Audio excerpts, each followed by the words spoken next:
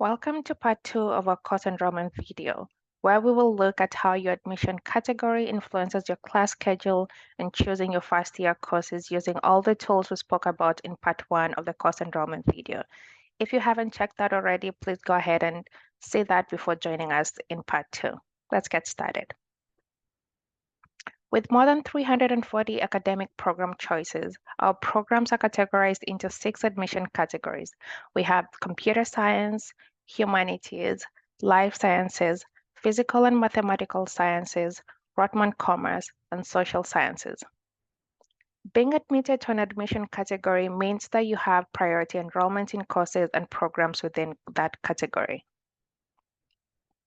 You are still able to explore and enroll in courses within other admission categories, and you have the option to combine programs outside of your own admission category, excluding programs in Rotman Commerce and some programs in computer science. Programs within Rotman Commerce are highly specialized and are reserved for students who have been admitted to their admission category. Again, remember, you're still not admitted to a specific program of study, and you do not get to choose the program of study until the end of your first year. Although you aren't in a program during your first year, you still want to plan your course selection by considering what program you want to go into the second year. Okay, for example, you want to get into mathematics, economics, public health, any program that interests you. Also, you want to think about how concentrated you want your program of focus to be. Do you want to take a specialist program, a major program, or a minor program? Knowing the program and concentration early is important because you can then choose your first year courses that are program requirements. Find out your program requirements by searching the Arts and Science calendar. And all this put together with the electives that will create a class schedule for the year. Let's have a look at how to read a course code. The first 3 letters of any course code will tell you which department is offering the course. In this example, we have ENG, which refers to English. That means it's offered by the English department. The first number indicates the level of study. 100 level courses, these are your first year courses or introductory courses. 400 level courses, on the other hand, are our most advanced courses, and they're intended for upper year students. The letter H represents the credit value of the course. H indicates that it's a half credit course, and Y that it's a full credit course. Most of our courses have the H or the Y value, so that tells you you're either planning for a half credit or for full credit. The number 1 is going to indicate which campus the course is being offered at. Courses with a 5 are offered at UTM. Courses with a 3 are offered at the U of T Scarborough, and courses with a 1 are offered on our St. George campus. And finally, this last letter is either going to be an F, an S, or a Y.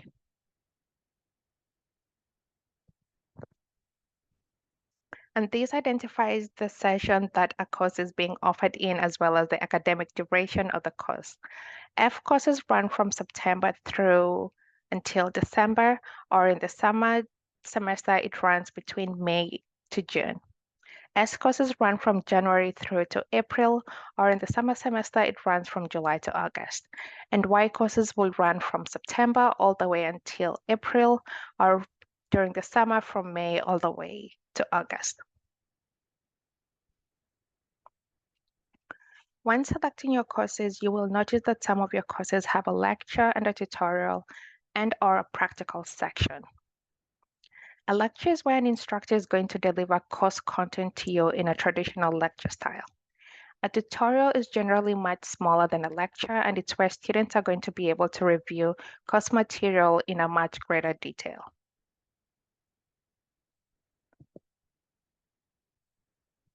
And then a practical section. This is maybe a lab for science classes or even a hands-on studio class for an arts class. Keep in mind, if the course that you're interested in has a lecture and a tutorial and/or a practical, you need to enroll in each. You can find the delivery modes for each course section in the timetable builder and in your course syllabus. Make sure to check the delivery information on the timetable builder for specific details about how that course will be offered. It is important to note that you cannot change sections after the final date to enroll in courses for that term. So how do you figure out which courses to take in the first place? Again, our recommendation is to prioritize required courses for your programs, and you're going to find the required courses listed in the academic calendar. We also want to encourage you to consider your interests and your academic strengths, and do not be afraid to try something new. Your first year is all about exploring.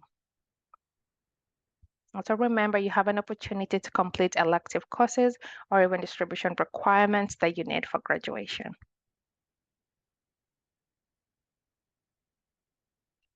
Let's take a look at a sample course selection for someone admitted in the life sciences admission category.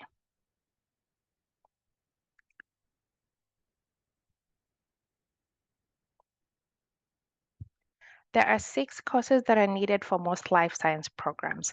These are the biology courses, chemistry, and mathematics. Keep in mind that some programs might require additional courses. Be sure to check the academic calendar for that. We noticed that these courses are couple pairs. We will look them up on the academic calendar to understand how to choose which course first. However, before we do that, it is important to go through some definitions that you will come across when choosing your courses. One, we have prerequisites. This is a course that's required in preparation for enrollment in another course. What that means is that you're expected to complete that course before taking the next course. Prerequisite. These are some courses that need to be taken in the same semester at the same time. And lastly, we have course exclusions. These are some courses that have similar content that if you will only get credit for one course. If you take another course that is considered an exclusion, you will not get credit for it. Basically, that's a waste of time and money. Again, we'll look this up on the academic calendar to understand best how to identify that.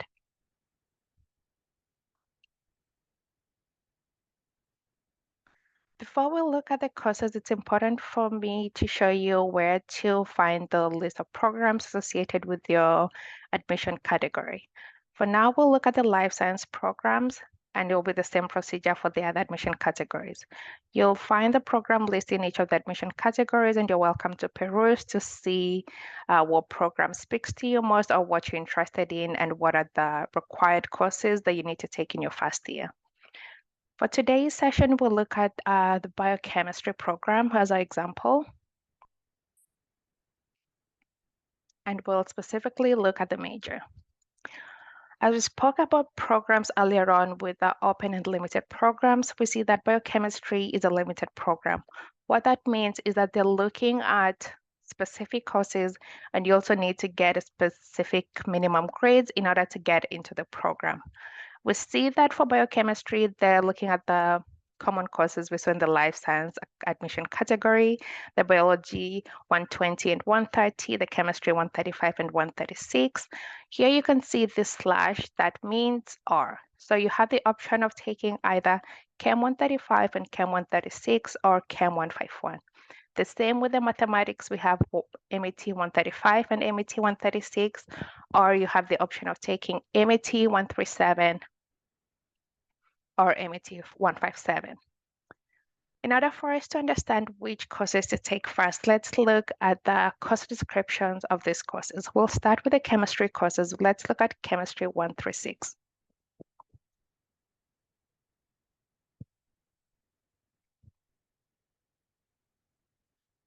We see they have a note here on the calendar that Chem 135 and Chem 136 cannot be taken in the same session, and that will be further clarified with what went through with the definitions about prerequisites, co-requisites, and exclusions. We see that Chem 135 is listed as a prerequisite to Chem 136. What that means is that you're required to complete Chem 135 first before taking Chem 136. We also see that the math courses, MAT 135, 136, the 137, or the 157 have also been listed as co-requisites. What this means is that you'll be taking these courses along in the same session as you'll be taking CAM 136. And lastly, we have the exclusion courses listed here. Basically, what this means is that these courses cover the same content as CAM 136. And if you choose to take them, then you'll only get credit for one of the courses. It's always not a good idea to take course exclusions. And if you have to, please reach out to the academic department to make sure you're required for that, or meet with an academic advisor to look at your options. Okay, I'll also go over another example with the MAT 135 and MAT 136 to help us determine which course we need to take first. Okay, so when we look at MAT 136, we see the prerequisite and the exclusion section and also the breadth requirement. We see that MAT 135 is listed as an exclusion, as a prerequisite. What that means is that you're required to complete MAT 135 first before taking MAT 136. And that is the same knowledge you'll apply when it comes to choosing your other courses. As you can see here, we have the MAT 135 in the fall, then the MAT 136 in the winter semester. Okay, we see also for this student that they enrolled in a few elective courses in psychology, sociology, and philosophy. Again, this is where the electives come in. You have the option of exploring in different areas that you might be interested in.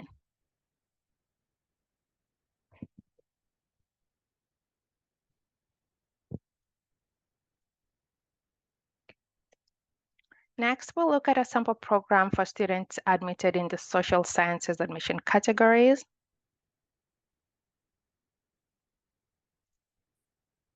And like other admission categories, they're not a specific set of courses in social sciences. You may have to consult the academic calendar to make sure that you're enrolled in the required courses for your programs of interest. In this sample, we see the student was interested in sociology and economics, and sociology 100 and 150 are required in order to get into sociology. And as for economics, they need to get economics 101 and economics 102. Again, similar to what we did in the life sciences admission category, consult the academic calendar to help you plan and know which course you need to take when.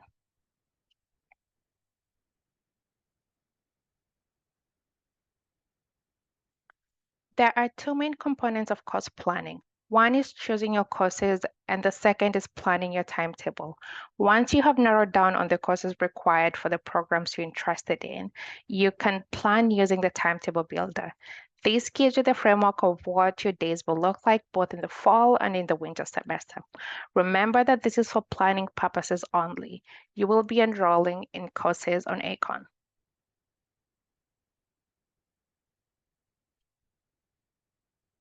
Now let's look at enrollment indicators. These are codes used for some courses which tell you if there are special restrictions for enrolling in a particular course. In simple terms, it dictates who can enroll and who cannot. Some of the common enrollment controls you come across, we have P, which stands for priority. This means some students are given priority access until a specific date. And after priority enrollment is lifted, then all the other students can enroll in that particular course. You'll also come across the letter E, which means enroll at department. Students must contact the academic unit that offers the course to request permission to enroll in. And lastly, you'll also see courses with R1, which stand for restricted. And this course or section, this means that this course or section is restricted at all times for specific students, for example, Rockman Commerce or some specific computer science courses. Understanding your enrollment controls before your enrollment start time begins is going to help you have a stress-free course enrollment date. So definitely take some time to review the timetable builder with the courses you're interested in to see the enrollment controls to help you plan onto when you'll be enrolling in these courses. Let's take a really quick minute just to talk about course loads. The standard course load in the fall-winter session is 5 credits, and that's really if you want to graduate in 4 years. Many full-time students take fewer than 5 credits in the fall and winter session, and that's because they enroll in summer courses. Generally, full-time students will take anywhere from 3 to 5 credits, while part-time students will take anywhere from half a credit to 2.5 credits during the fall-winter session. Many first-year students enroll in 2.5 credits per term or semester, that is 5 courses, and for the full fall-winter session, there'll be 10 courses. However, it is common to start with 2 credits or 4 courses per term, or you could start with 5 courses but then drop a course or 2 before the set academic deadlines. Again, remember, in order to program enroll for the next fall-winter, students need to complete a minimum of 4 credits. Something to also remember is that the waitlisted courses that you will add to your plan, that will also count as part of your maximum course load. So during the priority enrollment period, students can enroll in a maximum of 2.5 credits. Okay, then after priority enrollment is lifted, you can add up to 3 credits, that is 6 courses per semester.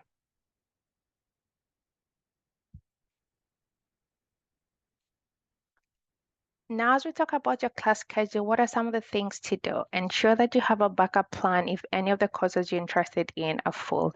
This involves having backup section offerings and also having backup alternative courses. Remember to review the timetable in advance of enrollment, and also use the enrollment card to add your courses in before course enrollment starts, such that once it comes to your course enrollment day and time, all you have to do is click enroll. Okay, and also make sure you select your tutorial or lab sections if required. Again, review the Art and Science calendar to make sure that you're not missing out on any of the important information. Things to avoid. Please avoid scheduling cost conflict. To put it in simple terms, you cannot be at the same place.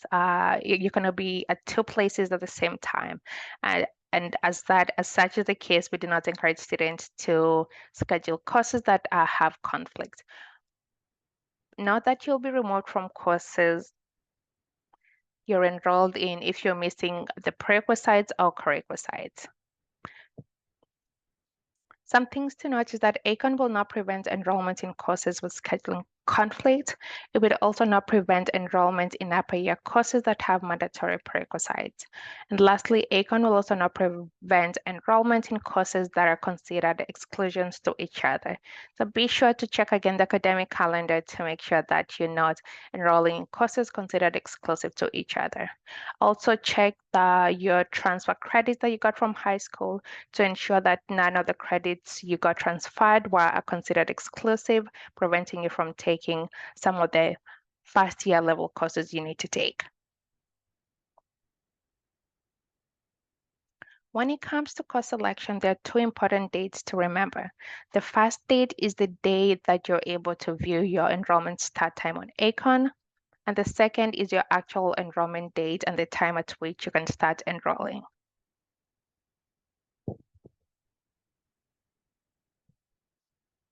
Now keep in mind, courses do tend to fill up quickly, so it is important for you to enroll in your courses on the date and at the time assigned to you.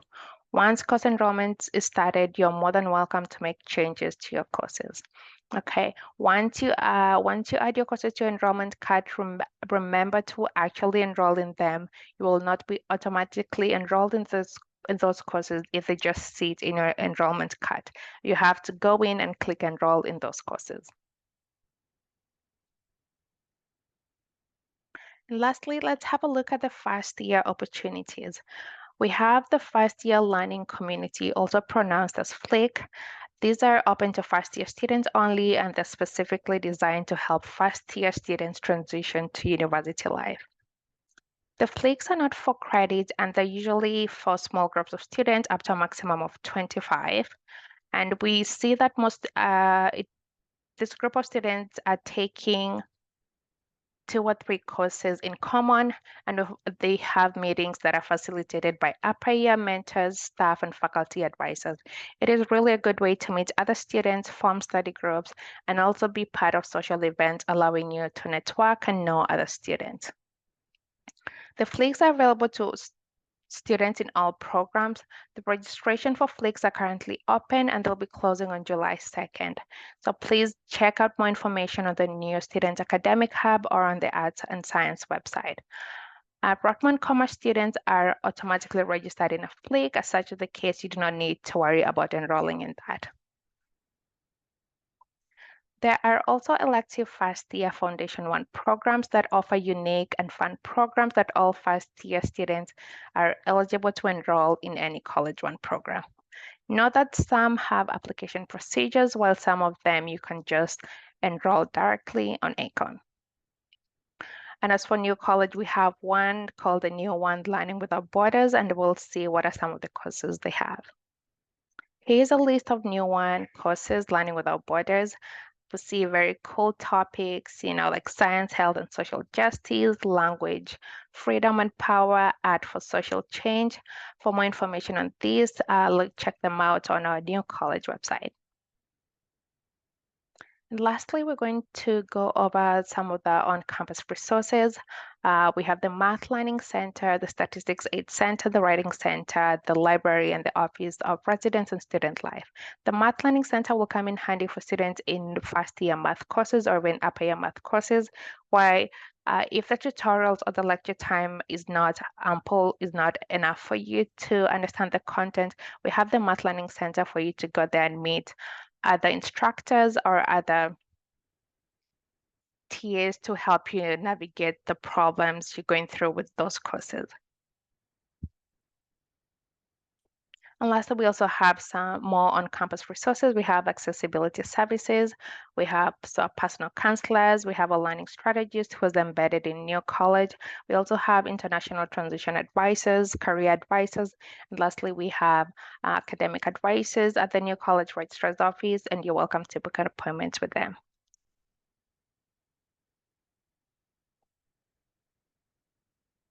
Now we will move on to the next steps.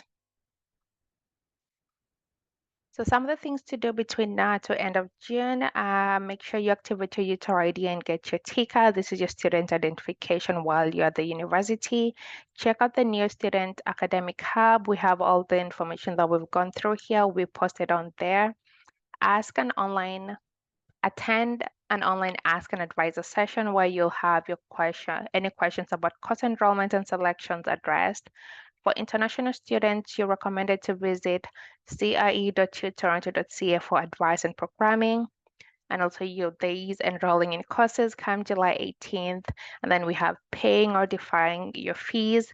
And lastly, check out U of T and some of the New College resources.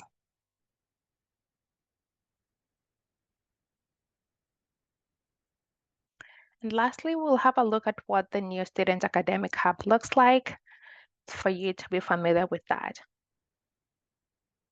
Please note that you'll be automatically enrolled in the New Student Academic Hub by the end of next week. Okay, so this is the New Student Academic Hub, and we can see all the things that we've been talking about, from choosing your courses, creating your class schedule. All of this is also organized under the module section. You're welcome to go through it and see and read the information that you'd want to know more about, from courses listing to choosing your courses, some frequently asked questions. We have the different admission categories listed here, and we go in further detail on how to choose courses based on your admission category. Okay. We also have instructional videos to help you navigate that as well.